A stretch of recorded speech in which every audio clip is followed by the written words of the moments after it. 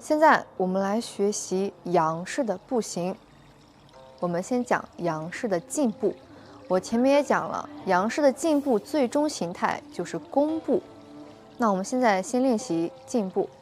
好，我们双手可以掐腰，也可以放在我们的背后，跟陈氏是一样的。我们现在呢，起到与肩再宽一点的步子。好，也可以掐手，掐到腰间。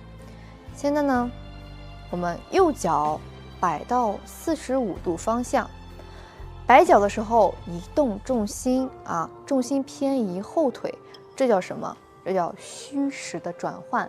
现在我们哪个是实，哪个是虚啊？也就是我们后腿左腿是实，右腿前腿是虚。好，现在我们收脚，移动重心到右腿。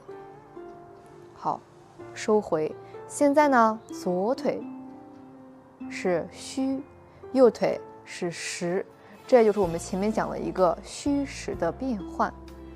好，现在我们转身到正前方，上步我们脚尖领力，就感觉前面有一个东西挡住我们去拨开它往前去拨开，然后脚跟着地。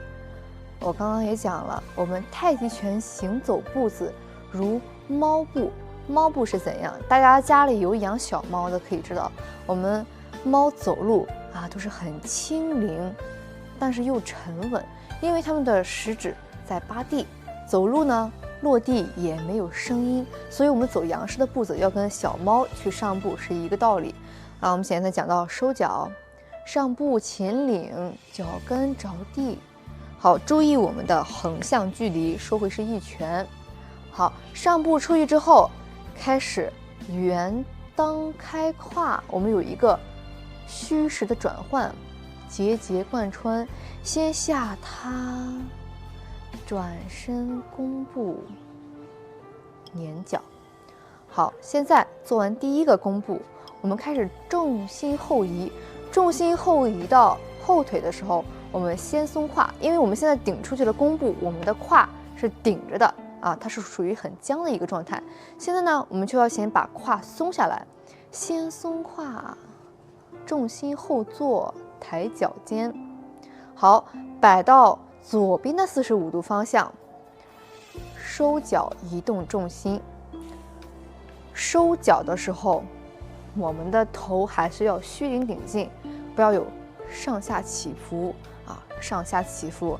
那这个时候呢，因为我们大家腿上的力量都不够，我们下盘还不够稳定，所以做这个动作的时候，我们可以先站高一点，先练好动作可以先摆脚，收脚，可以跟老师一样站得高一点转身，前领，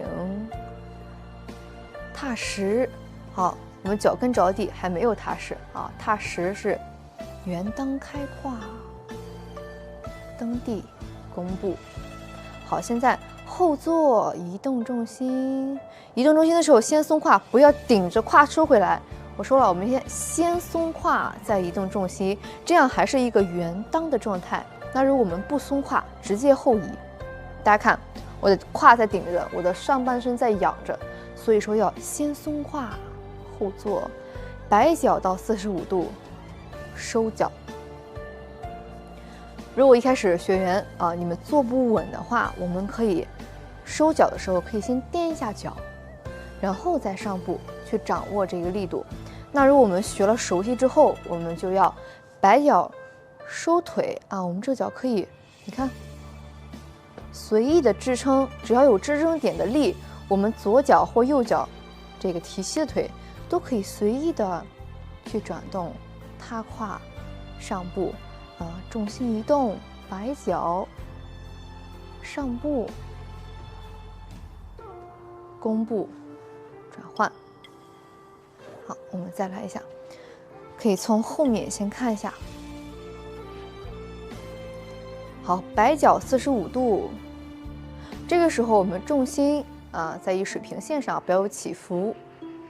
收脚，转腰，上步，弓步，前捻。好，移动重心，摆脚，收回，转身上步，弓步捻转，也叫蹬转。这就是我们仰式太极拳的进步。那进步容易出现的几个错误点，刚刚我说了，摆脚的时候摆到45度。那还是那句话，如有拳友膝盖有伤或不舒服，我们可以摆得大一点一开始是没有关系的。收脚的时候，大家看我两侧膝盖还算好，都是冲着脚尖的。